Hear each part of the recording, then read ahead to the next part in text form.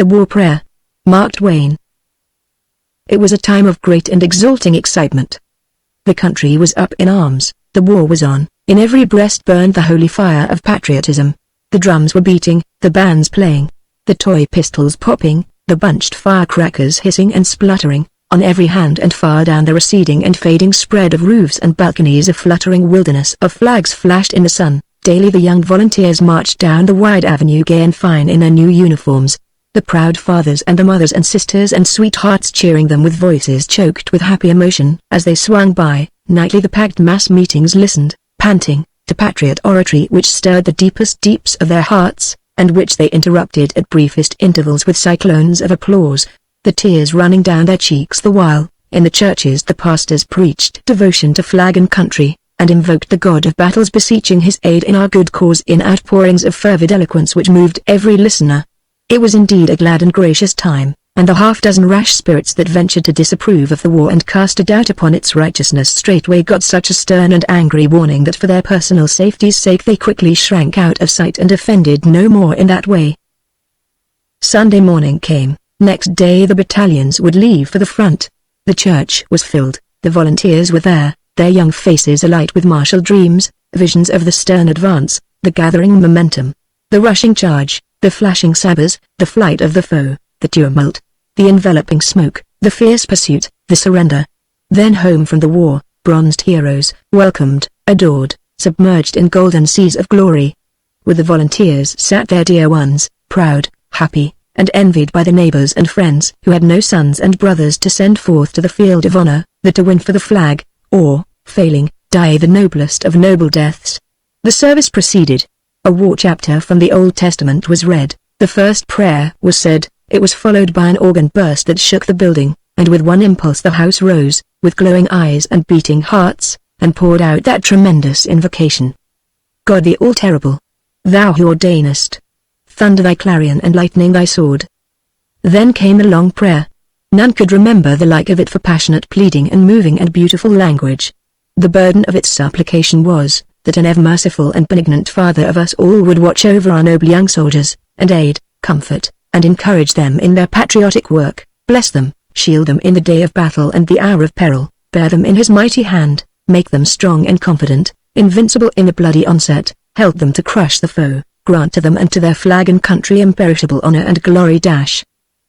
An aged stranger entered and moved with slow and noiseless step up the main aisle, his eyes fixed upon the minister.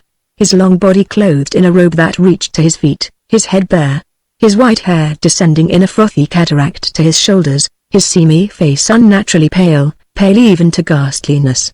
With all eyes following him and wondering, he made his silent way. Without pausing, he ascended to the preacher's side and stood there waiting.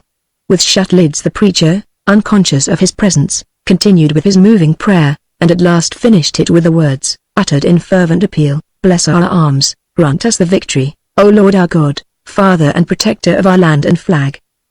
The stranger touched his arm, motioned him to step aside, which the startled minister did, and took his place. During some moments he surveyed the spellbound audience with solemn eyes, in which burned an uncanny light. Then in a deep voice he said, I come from the throne, bearing a message from Almighty God. The words smote the house with a shock. If the stranger perceived it he gave no attention. He has heard the prayer of his servant your shepherd, and will grant it if such shall be your desire after I, his messenger, shall have explained to you its import, that is to say, its full import. For it is like unto many of the prayers of men, in that it asks for more than he who utters it is aware of, except he pause and think. God's servant and yours has prayed his prayer. Has he paused and taken thought? Is it one prayer? No, it is two, one uttered, the other not. Both have reached the ear of him who heareth all supplications, the spoken and the unspoken. Ponder this, keep it in mind. If you would beseech a blessing upon yourself, beware, lest without intent you invoke a curse upon a neighbor at the same time. If you pray for the blessing of rain upon your crop which needs it, by that act you are possibly praying for a curse upon some neighbor's crop which may not need rain and can be injured by it. You have heard your servant's prayer, the uttered part of it. I am commissioned of God to put into words the other part of it, that part which the pastor, and also you in your hearts, fervently prayed silently, and ignorantly and unthinkingly. God grant that it was so. You heard these words, grant us the victory, O Lord our God. That is sufficient. The whole of the uttered prayer is compact into those pregnant words. Elaborations were not necessary. When you have prayed for victory, you have prayed for many unmentioned results which follow victory, must follow it, cannot help but follow it. Upon the listening Spirit of God fell also the unspoken part of the prayer. He commandeth me to put it into words. Listen. O Lord our Father, our young patriots, idols of our hearts, go forth to battle, be thou near them. With them, in spirit, we also go forth from the sweet peace of our beloved firesides to smite the foe. O Lord our God, help us to tear their soldiers to bloody shreds with our shells, help us to cover their smiling fields with the pale forms of their patriot dead, help us to drown the thunder of the guns with the shrieks of their wounded, writhing in pain, help us to lay waste their humble homes with a hurricane of fire, help us to wring the hearts of their unoffending widows with unavailing grief, help us to turn them out roofless with little children to wander unfriended the wastes of their desolated land in rags and hunger and thirst, sports of the sun flames of summer and the icy winds of winter, broken in spirit, worn with travail, imploring thee for the refuge of the grave and denied it, for our sakes who adore thee, Lord, blast their hopes, blight their lives, protract their bitter pilgrimage, make heavy their steps, water their way with their tears, stain the white snow with the blood of their wounded feet. We ask it, in the spirit of love, of him who is the source of love, and who is the ever-faithful refuge and friend of all that are sore beset and seek his aid with humble and contrite hearts. Amen. After a pause, ye have prayed it, if ye still desire it, speak.